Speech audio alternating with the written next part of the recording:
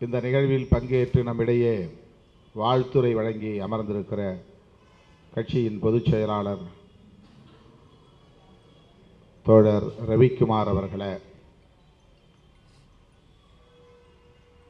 கட்சியின் துணை பொதுச் செயலாளர் தம்பி வன்னியரசு அவர்களே, தலைமை நிலைய செயலாளர் தகடூர் தமிழ்ச்செல்வன் அவர்களே, பாலசிங்கம் அவர்களே மற்றும் கட்சியின் முன்னோடிகளே, கிறித்தவ பெருங்குடி மக்களே, உங்கள் அனைவருக்கும் என்னுடைய பணிவார்ந்த வணக்கத்தை தெரிவித்துக் கொள்கிறேன்.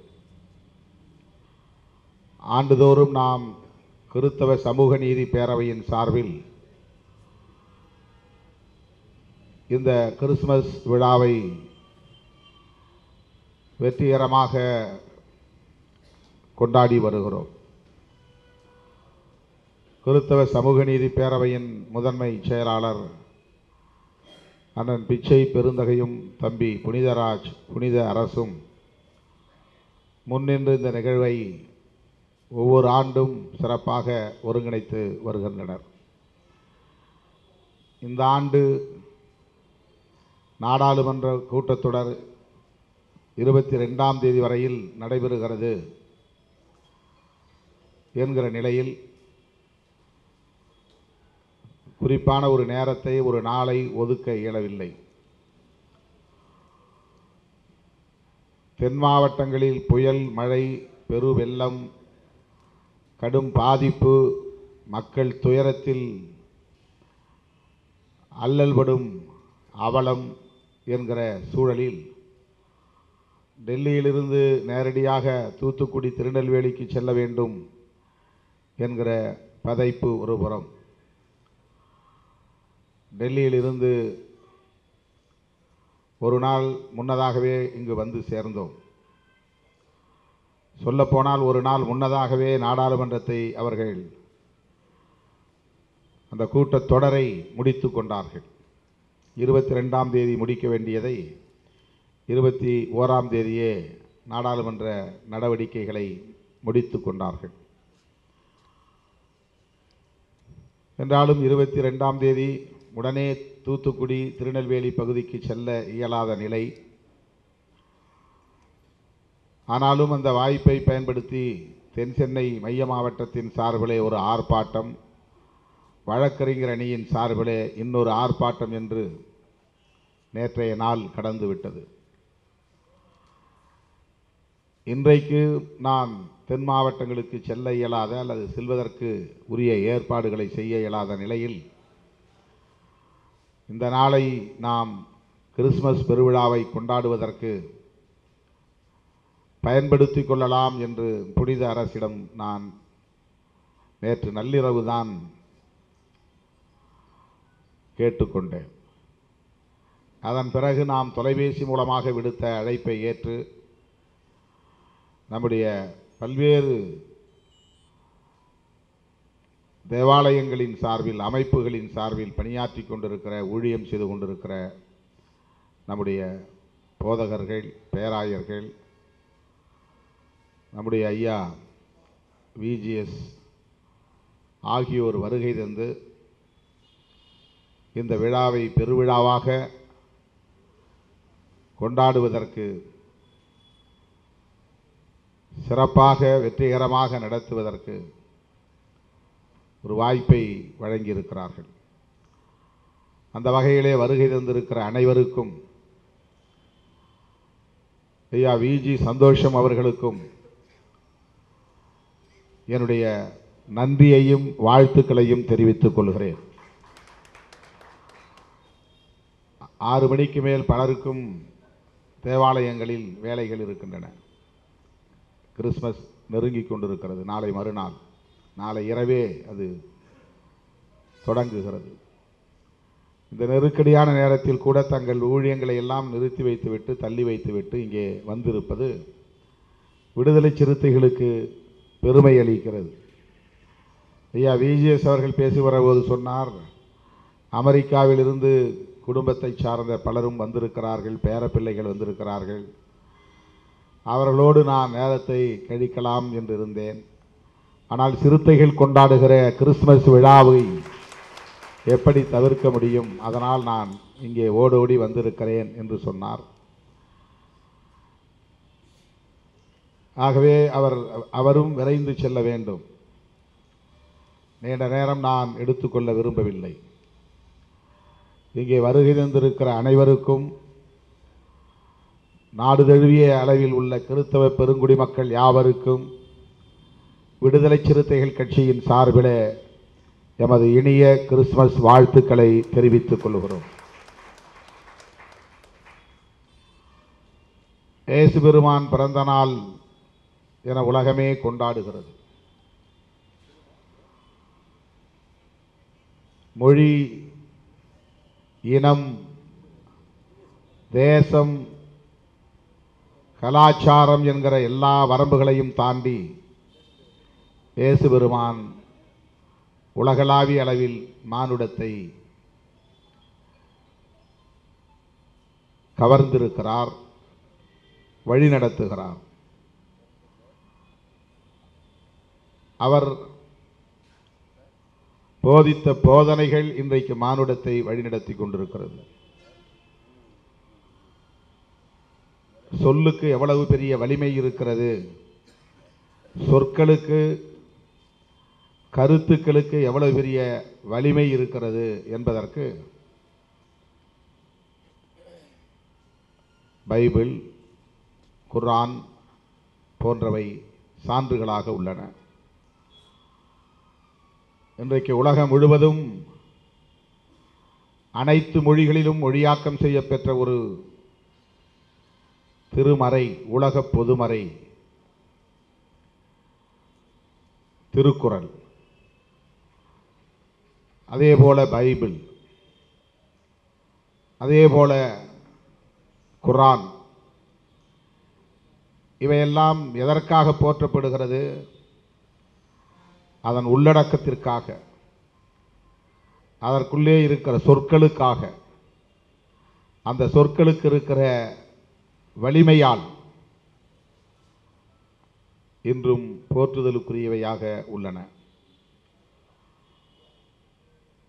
மானுடத்தை வழிநடத்துகிற ஆற்றல் அந்த சொற்களுக்கு உள்ளன. போதகர்கள் கைகளில் பைபிளை வைத்துக்கொண்டு பக்கம் பக்கமாக புரட்டி படிக்கிறார்கள். 2000 ஆண்டுகளுக்கு முன்னால் இயேசு பெருமான் சொன்னது. அது காற்றோடு கரைந்து விடவில்லை, காணாமல் போய்விடவில்லை, வலிமை இழந்து விடவில்லை. அது இன்னும் வல்லமை மிக்கதாக இருக்கிறது. அடுத்தடுத்து வருகிற தலைமுறையினர் அதை தொடர்ந்து படித்து கொண்டே இருக்கிறார்கள், பரப்பிக்கொண்டே இருக்கிறார்கள். எந்த அளவுக்கு அந்த சொற்களுக்கு வல்லமை இருக்கிறது என்பதை இதிலிருந்து நம்மால் உணர்ந்து கொள்ள முடியும். அப்படி வல்லமை இல்லை என்றால் யாரும் அதை பொருட்படுத்தப் போவதில்லை. வலிமை இல்லாத சொற்களுக்கு பின்னால் மக்கள் அணிதிரள மாட்டார்கள். ஆக அந்த சொற்களுக்கு வலிமை இருக்கிறது என்பதை முதலில் நாம் ஒப்புக்கொண்டாக வேண்டும். அப்படி என்ன சொல்லுகிறார் இயேசு பெருமான்? வேறொன்றும் இல்லை. உலகம் தழுவிய அளவில் மானுடத்திற்கு அவர் சொல்லுகிற வழிகாட்டுதல் அல்லது போதனை என்பது ஒருவர் மீது இன்னொருவர் அன்பு செலுத்த வேண்டும் என்பதுதான், அன்பாயிருங்கள் என்பதுதான். இதற்கு எவ்வளவு பெரிய வலிமை இருக்கிறது பாருங்கள். இதில் என்ன இருக்கிறது? இது எல்லோரும் சொல்லிவிடலாமே, நானும் சொல்லலாமே, நீயும் சொல்லலாமே என்று கருதலாம். ஆனால் இயேசு பெருமான் சொன்னது அன்பாயிருங்கள், அனைவரையும் நேசியுங்கள், சகோதரத்துவத்தை போற்றுங்கள். உலகம் முழுவதும் இன்றைக்கு இது ஒவ்வொரு நாளும் வாசிக்கப்படுகிறது. ஒவ்வொரு நாளும்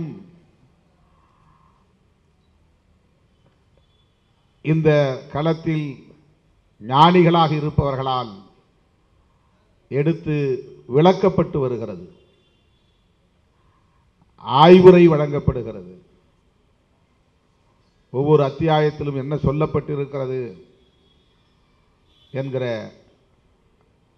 மானுட வரலாற்றை மக்களுக்கு போதிக்கக்கூடிய ஒரு நிலையை இன்றைக்கும் நாம் பார்க்கிறோம். இதில் வெறுப்பு இல்லை, அதுதான் முக்கியமானது. அன்பு இருக்கிற இடத்தில் வெறுப்பு இருக்காது. சகோதரத்துவம் இருக்கிற இடத்தில் பாகுபாடு இருக்காது. அன்பு இருக்கிற இடத்தில் வெறுப்பு இருக்காது. யாரையும் இழித்து பேசுகிற, பழித்து பேசுகிற, பகைத்து பேசுகிற வெறுப்பு இருக்காது. மொழி அடிப்படையிலோ இனம் அடிப்படையிலோ தேசத்தின் அடிப்படையிலோ மதத்தின் அடிப்படையிலோ எவரையும் வெறுக்கக்கூடாது என்பதுதான் அன்பு என்கிற சொல்லுக்கு இருக்கிற ஆழமான பொருள்.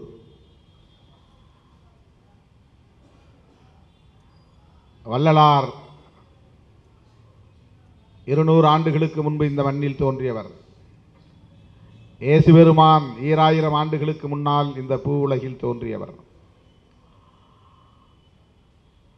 நபிகள் நாயகம் 1400 ஆண்டுகளுக்கு முன்னால் இந்த பூ உலகில் தோன்றியவர். கௌதம புத்தர் 2500 ஆண்டுகளுக்கு முன்னால் இந்த மண்ணில் பிறந்தவர். இவர்களெல்லாம் சொல்லுகிற இந்த போதனைகளின் அடிப்படை சாராம்சம் என்ன? ஒருவரை ஒருவர் நேசிக்க வேண்டும் என்பதுதான். ஒருவரை ஒருவர் அன்பு செலுத்தி அரவணைக்க வேண்டும் என்பதுதான். ஆக ஆயிரக்கணக்கான ஆண்டுகளாக மனித குலத்தில் ஒரு நெடும் பகையும் நீண்ட நெடிய மோதலும் வன்முறையும் இரத்த களரியும் ஏதோ ஒரு பெயரால் நடந்து கொண்டே இருந்திருக்கிறது. அதனால்தான் இத்தகைய மாமனிதர்கள் இங்கே பிறந்திருக்கிறார்கள், தோன்றியிருக்கிறார்கள், போதித்திருக்கிறார்கள். கௌதம புத்தரும் அதைத்தான் சொல்லுகிறார்.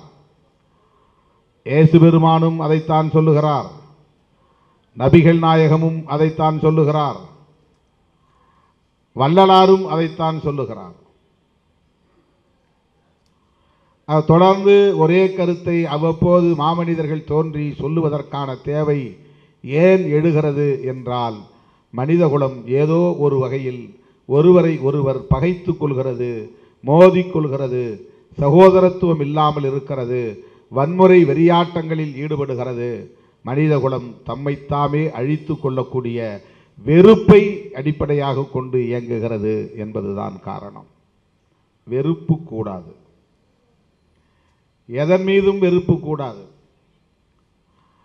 பிறர் மீது வெறுப்பு கொள்ளுகிறவர்கள், பிற பொருளின் மீது வெறுப்பு கொள்கிறவர்கள், பிற மொழியின் மீது வெறுப்பு கொள்கிறவர்கள், பிற மதத்தின் மீது வெறுப்பு கொள்கிறவர்கள் ஒரு கட்டத்திலே தன்னைத்தானே வெறுத்து கொள்கிற சுய வெறுப்புக்கு ஆளாவார்கள்.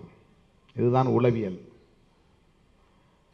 இதுதான் உளவியல். வெறுப்பு என்பது அழிவு சக்தி.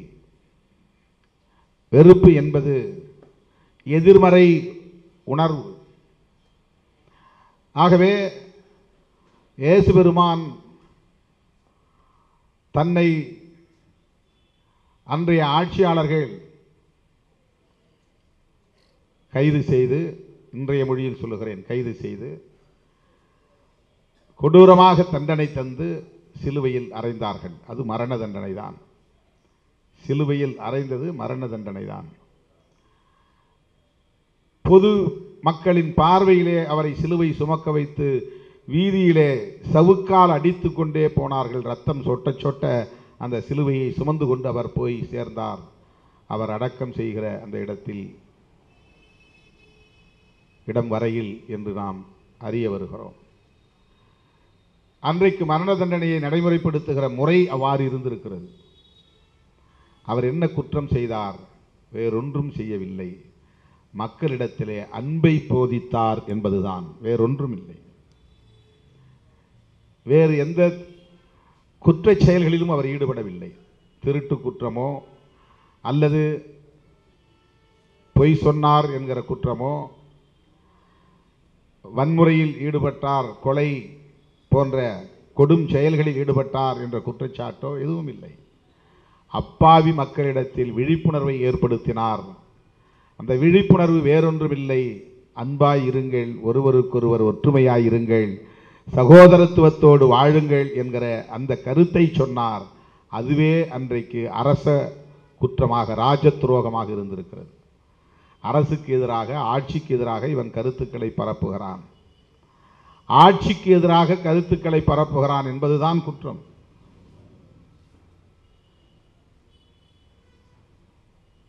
ஆட்சியாளர்கள் எப்படிப்பட்டவர்களாக இருந்திருக்கிறார்கள்?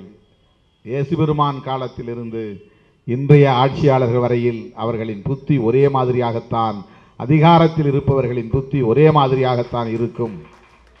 அதிகார மமதை என்பது ஆளும் வர்க்கத்திற்கு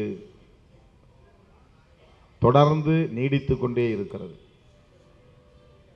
இவ்வளவு பெரிய பாதிப்பு நேர்ந்திருக்கிற போது இதையெல்லாம் பேரிடர் என்று அறிவிக்க முடியாது, தேசிய பேரிடர் என்று அறிவிக்க முடியாது என்று ஒரு அமைச்சர், ஒரு அம்மணி சொல்லுகிறார் என்றால் அதைத்தான் தமிழிலே நாம் அதிகார மமதை என்று சொல்லுகிறோம்.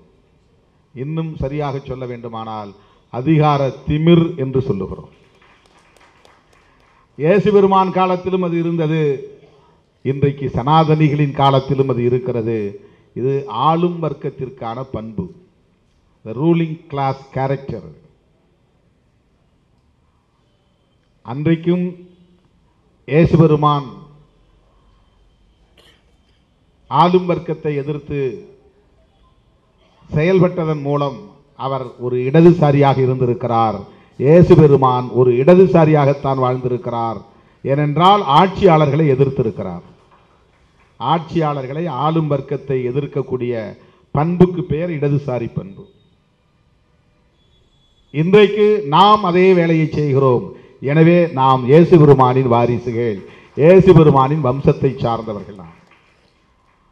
ஏனென்றால் நாம் எளிய மக்களுக்காக குரல் கொடுக்கிறோம், எளிய மக்களின் விழிப்புணர்வுக்காக குரல் கொடுக்கிறோம். அருமை தோழர்களே, எல்லாவற்றையும் மதம் சார்ந்த கலாச்சாரம், புனிதம் என்கிற நிலையிலே மட்டும், அந்த கோணத்திலே மட்டும் நாம் புரிந்து கொள்ளக்கூடாது. அதை தாண்டி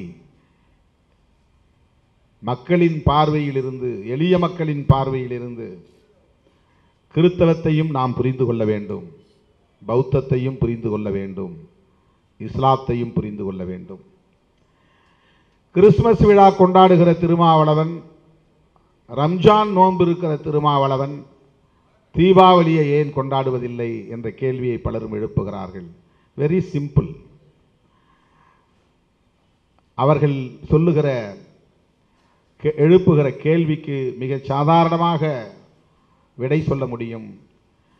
கிறிஸ்துமஸ் அல்லது கிறிஸ்தவம் சகோதரத்துவத்தை போற்றுகிறது, இஸ்லாம் சகோதரத்துவத்தை போற்றுகிறது. நீ சொல்லுகிற தத்துவம் என்னை பாகுபடுத்தி வைத்திருக்கிறது, சகோதரத்துவம் இல்லை. சகோதரத்துவம் இல்லை என்பதனால் தான் அது விமர்சனத்திற்கு ஆளாகிறது.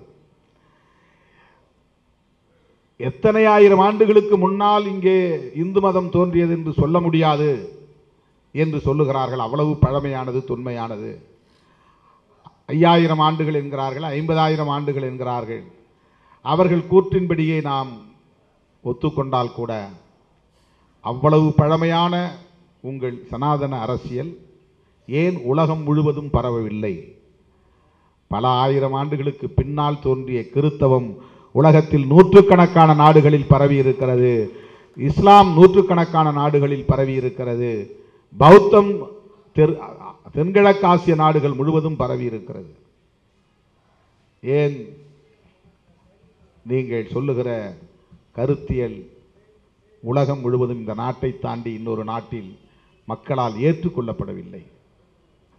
தயவு கூர்ந்து இதை சுய விமர்சனம் செய்து பார்க்க வேண்டும். நான் குறைத்து மதிப்பிடுகிறேன் என்று கோபப்பட வேண்டாம். இது மிக முக்கியமான கேள்வி, நான் தொடர்ந்து எழுப்பி வருகிறேன்.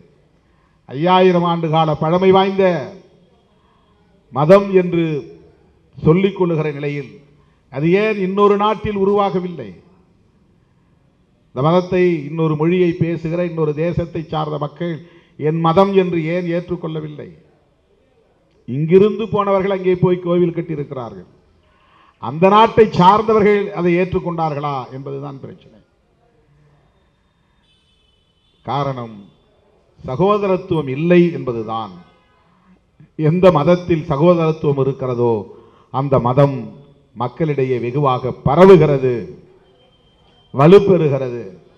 கிறிஸ்தவம் இன்றைக்கு பல இடர்களை தாண்டி உலகம் முழுவதும் ஆதிக்கம் செலுத்துகிறது என்றால் அதற்கு காரணம் கிறிஸ்தவத்தில் போதிக்கப்படுகிற சகோதரத்துவம் தான். நான் அடிக்கடி சொல்லுவேன், யாரோ எவனோ எந்த மொழியோ எந்த மதமோ எந்த இனமோ ஒருவன் உடல்நலம் பாதிக்கப்பட்டால் அவனுக்காக ஒரு கிறிஸ்தவ போதகன் அல்லது ஊழியன் அவன் காலடியிலோ தலைமாட்டிலே உட்கார்ந்து பைபிளை எடுத்து படிக்கிறான், ஜெபம் செய்கிறான், அவன் உடனடியாக நலம் பெற வேண்டும் என்று கர்த்தரிடத்திலே கோரிக்கை வைக்கிறான். இந்த உணர்வு தான். அது ஜெபத்தால் நடக்கிறதோ இல்லையோ, அவன் உள்ளம் இவன் சீக்கிரம் உடல் நலம் தேர வேண்டும் என்று எண்ணுகிறானே, அந்த எண்ணம் நேர்மறை உளவியலாக மாறுகிறது. அது ஒரு உணர்வை உருவாக்குகிறது, நம்பிக்கையை தருகிறது. அதுதான் சகோதரத்துவம். அருமை தோழர்களே, வெறுப்பை போதிக்க கூடாது என்பதுதான் இந்த மாமனிதர்களின் போதனை, இயேசு பெருமானின் போதனை. ஆனால் இன்றைக்கு வெறுப்பையே அரசியலாக விதைத்து கொண்டிருக்கிற சக்திகள் இந்தியாவில் ஆளும் சக்தியாக மாறியிருக்கிறார்கள். ஆட்சி அதிகார பீடத்தில் கோலோச்சுகிறார்கள். அவர்களை வீழ்த்துவது இந்த தேசத்தின் பாதுகாப்பை உறுதிப்படுத்துவதாகும். அவர்களை ஆட்சி அதிகார பீடத்திலிருந்து அப்புறப்படுத்துவது இன்றைக்கு முதன்மையான தேவையாகும். அந்த அடிப்படையில் தான் விடுதலை சிறுத்தைகள் கட்சி அரசியலையும் செய்கிறது, சமூக பணிகளையும் ஆற்றுகிறது, பண்பாட்டு தளத்திலும் மக்களோடு இணைந்து கைகோர்த்து பணியாற்றி கொண்டிருக்கிறது. ஆகவே கிறிஸ்தவ கருத்தியலை அல்லது அந்த மதத்தை ஏற்றுக்கொள்ளாதவர்களாக இருந்தாலும் சகோதரத்துவத்தை ஏற்றுக்கொண்டால் அவர்களும் கிறிஸ்தவர்கள்தான். சகோதரத்துவத்தை ஏற்றுக்கொண்டால் அவர்களும் இயேசு பெருமானை ஏற்றுக்கொண்டவர்கள்தான் என்று நாம் நம்புவோம். அந்த அடிப்படையில் சகோதரத்துவத்தை ஏற்றுக்கொண்ட அனைவருக்கும் என்னுடைய கிறிஸ்துமஸ் வாழ்த்துக்களை தெரிவித்து ஹாப்பி கிறிஸ்மஸ் என்று சொல்லி அனைவருக்கும் என்னுடைய நன்றியை கூறி முடிக்கிறேன். நன்றி, வணக்கம்.